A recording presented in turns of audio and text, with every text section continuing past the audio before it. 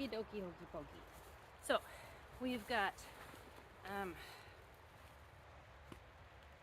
post and concrete, line of T-posts down to the corner where there's another post and concrete. We've got ratchet straps, and I have these boards to try to keep this a straight line going to the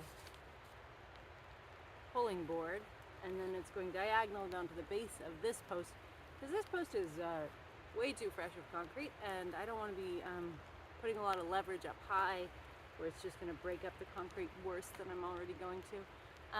So I'm trying to pull low so it's not getting as much leverage on there, a little gentler on my post. And then on this side I have this board that's bolted, through bolted, two boards, one on either side of this fence, so it's pinching these wires so it's pulling fairly evenly on all of the wires instead of pulling on these, which slide and just mangles your fence horribly. Unfortunately, this triangle configuration does not lend itself to being in a plane here, preferentially to a plane here. So I have this board here is just propping it up so it doesn't fall over on me. Okay, so we're going to tighten it up a little and then we will secure everything. Because I didn't have a lot of strap, the ratchet is way down here. Well, you're not doing a very good job. Oh, I see. He's a little crowded. Let's see if we can make more room for you like that. Okay.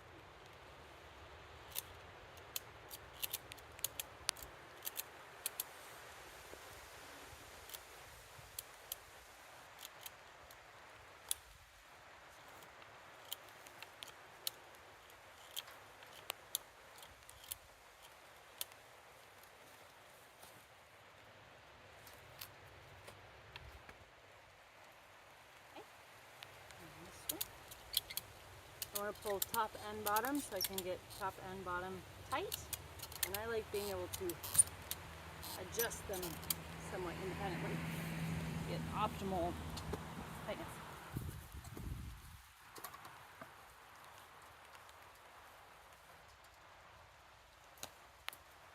Okay. I don't need it to be high tensile strength, I just need it to be not a saggy mess. And it's going around a corner and up a hill, so it's going to be a little bit wonky no matter what, but that's feeling pretty tight up there and pretty tight down there. So now I'll secure it.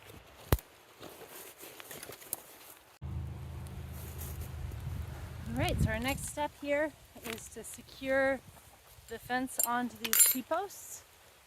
If I was going to another 4x4 post in concrete, I would staple that next, but this section of fence is going to have to merge onto a new piece of fencing because it's short scrap pieces. We're getting towards the end of the project, and I like this fence piece for down here because I'm trying to particularly protect an elderberry tree, and so I don't want anyone reaching over the top of the fence. I'm using this little scrap of extra tall fence. So I'm going to push down on the bottom of the fence to get it all the way to the bottom of the post. Works really well to stick a hammer through there and stick on the hammer, step on the hammer. But got a extra pair of pliers to use, and that'll work just fine too.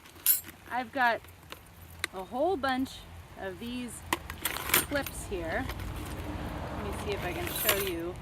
Aha! And there's a wide range of quality control. Oh, that is not going to work for anything, poor little thing. So not that one.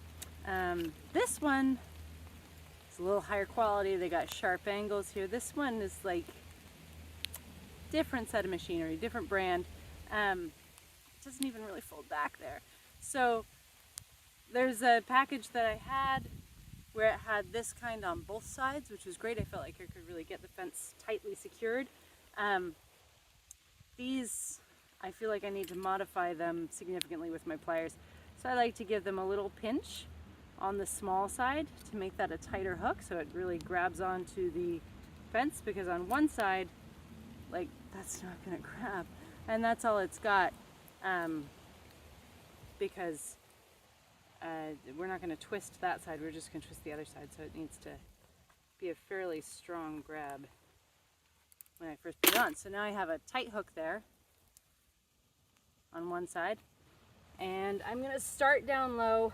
I like to start on the bottom so I can line the bottom up with the ground and then go from there.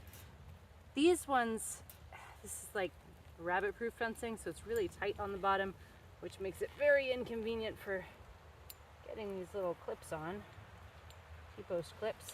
But I'm going to hook one side around there, and then the other side you can use.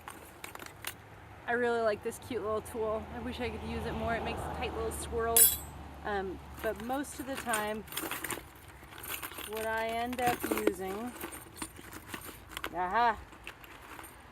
is this tool, just a nail, because it's about the right, it's not so long, and I can slide it back and forth so that if it's hitting on one side, hopefully, I can slide it until it clears and get it around. So I didn't get very far on that, but it's at least tied back on itself. So I'm going to modify more of these with my pliers.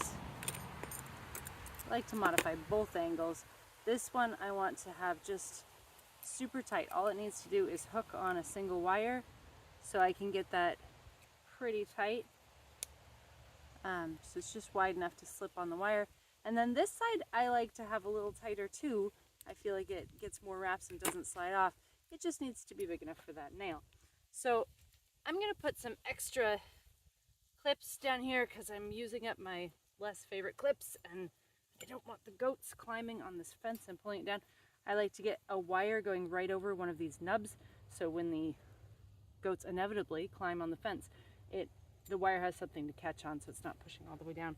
And then anywhere that I'm getting it nice and tight over the top of one of those nubs is a really good place to add a clip. So even though it's not very high up, this one's sitting right on one of those nubs. So I think I'm going to put an extra clip there to hold the fence up. So I'm going to hook one side, the small side's hooked, and then I'm going to use my nail. You can use a screwdriver, but a screwdriver is definitely not going to fit through these tight little rabbit fence. Navigating around there. So it's getting a nice tight coil on there. Usually I was putting 3 clips on each fence, but I have goats.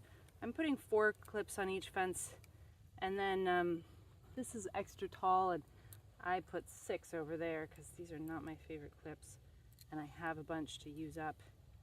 What shape is that? Okay, so I'm gonna keep going up here, look for a spot where I feel like it's actually doing some work, where it's hooked over one of those nubs. And holding the fence where I want it. And then I'm going to secure that really well right there. Using my nail through.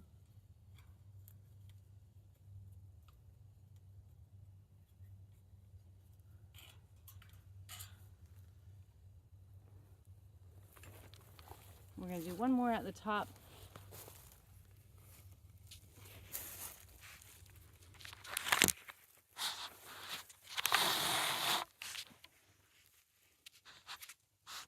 There we go, at the top of the post. And I'm going to use my best clip up here. This fence goes above the T-post because most of my fence is a 4-foot fence. And just here I had this extra bit of taller fence left over from another project. So it's just going up past the top, which will be fine. So I'm just securing it as high up as I can. This one is off the top, so I won't secure it there. And now I'll go do the next post. Over here, you can see because we're on a hill, this side, the top is a little floppy. I came around this corner and then changed angles. See if you can, yep, you can see it. So to tighten up this part, I'm just gonna take my pliers and give them a little twist. like this, and it's making little Z's in the fence, and that's going to help tighten it up. And I'm doing a little bit in a lot of places to sort of spread it out.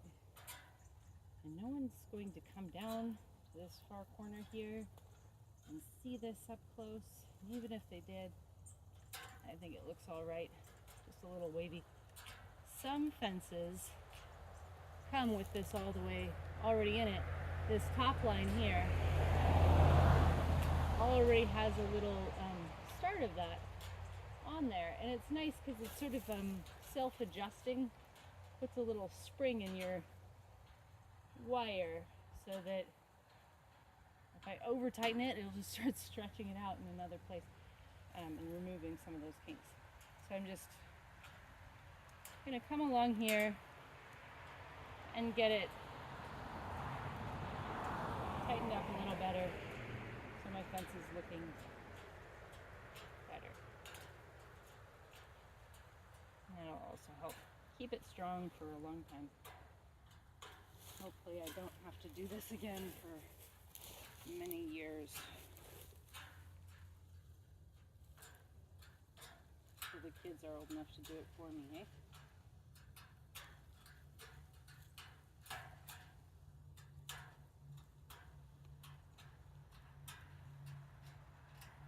As I'm getting down towards the bottom, it doesn't need as much tightening because those bottom wires are tight. It's the top is a little loose. So that's looking a lot better. I'm going to put some staples in here, and then this bit of fence will be done.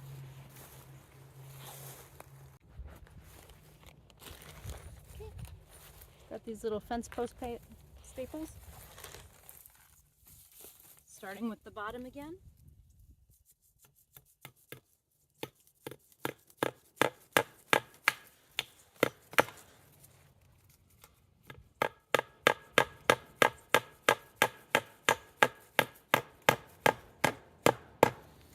And I'll keep nailing maybe every other wire all the way up, because this bit of fencing has really frequent crossbars.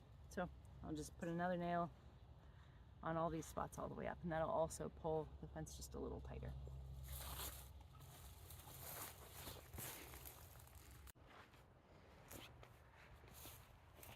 Okay, we're going to start a new section of fence on this end and bring it all the way down to where we left off on the other side. This is going to be our gate opening right here. So we're going to attach this new roll of fencing around this post and then continue down.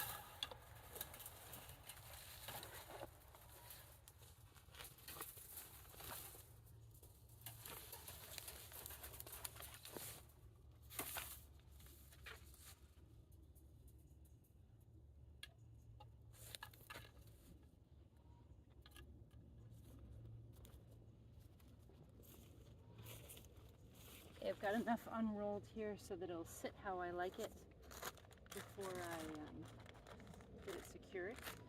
I want these to stick through. I'm going to wrap them on the fence when the fence is in place, and it's going to wrap all the way around this post and then come off of the post this way. It's just how I like it, and I feel like it's really secure and it looks clean. I'm going to start with one really down low and nail every line all the way up.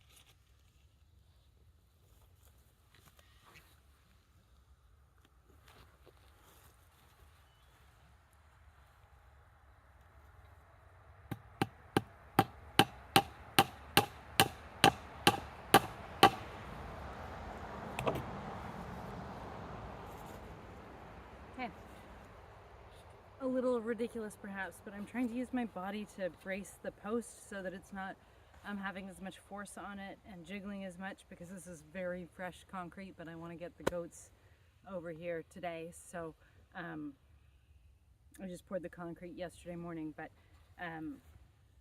I'm trying to have the vibrations go into my body more than into the concrete and have less leverage down there. These slide around, so they're not a super reliable metric of if your gate is, your fencing is straight up and down on the pole, but I think it looks pretty good, and we can tweak out any imperfections later. I'm going to wrap this around and pull it down the line.